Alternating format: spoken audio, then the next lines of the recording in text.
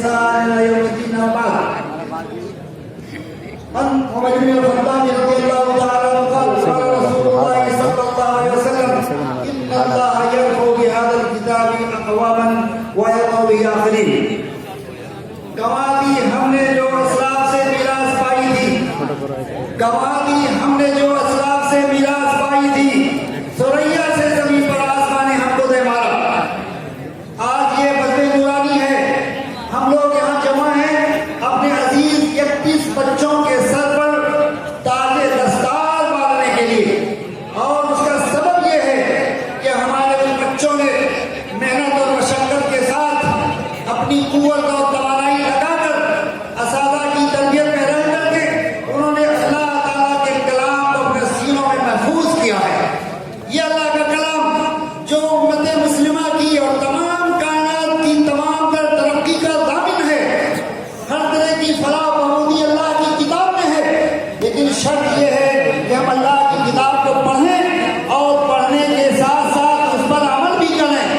آج ہماری باتیں لمبی لمبی ہو رہی ہیں، دوسروں پر نکتہ چینی کرنا ہمارے لیے آسان ہو گیا ہے، اور ہم دوسروں کے معائب کو، دوسروں کے نقائص کو، دوسروں کی خامیوں کو دیکھنا بہت سہل و محدود سمجھتے ہیں.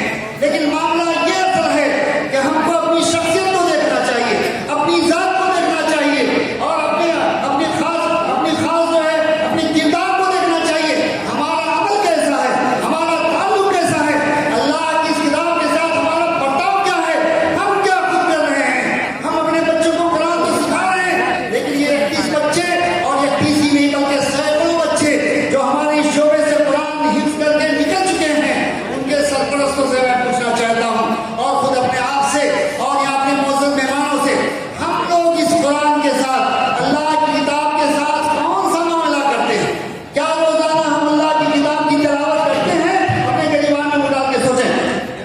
پڑھنے والا بھی، یہ قرآن بھی، عالم دین بھی، یہ بتائے کیا ایک عالم دین سے میں پوچھنا چاہتا ہوں، اگر آپ پڑھتے ہیں تو بہت اچھی بات ہے، لیکن میں دیکھنا چاہتا ہوں، میں اپنے گریبان سے اٹھا کے اپنا خود سے محاسبہ کیجیے کہ ہم روزانہ کیا اللہ کی کتاب کی تلاوت کرنے والے ہیں؟ روزانہ ہم تلاوت کرتے ہیں؟ نہیں. گواہی ہم نے جو اسلاف سے میراث پائی، قرآنی تعلیمات عمل کرتے ہیں. ہمارا پڑوسی ہم سے ناراض ہے، ہمارا بھائی ہم سے ناراض ہے، ہمارے طلبا ہم سے ناراض ہیں، ہماری انتظامیہ ہم سے ناراض ہے. ہمارا اپنا سلوک ہے، ہمارا اپنا کردار ہے. ہمیں اپنے آپ کو پیش کرنا چاہیے کہ ہم آئیڈیل بنے ملت کے لیے، نمونہ بنے قوم و ملت کے لیے، عمل کر کے لوگوں کو دکھائیں. زبان سے زبانی دعوے، زبانی قول و قرار، زبانی باتیں، لمبی لمبی تقریریں، یہ ہمیں فائدہ نہیں دے گی.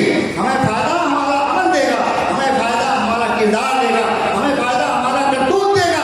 ملت کو فائدہ اپنے کردار سے پہنچا سکتے ہیں، ملت کو فائدہ اپنے عمل سے پہنچا سکتے ہیں. ہمیں چاہیے میرے بھائیوں، بات میری تلخ نہ لگے، بات میری کڑوی نہ لگے، لیکن حقیقت یہ ہے کہ ہم اپنے کردار کو نہیں دیکھتے، اپنی ذات کو نہیں دیکھتے، اور اللہ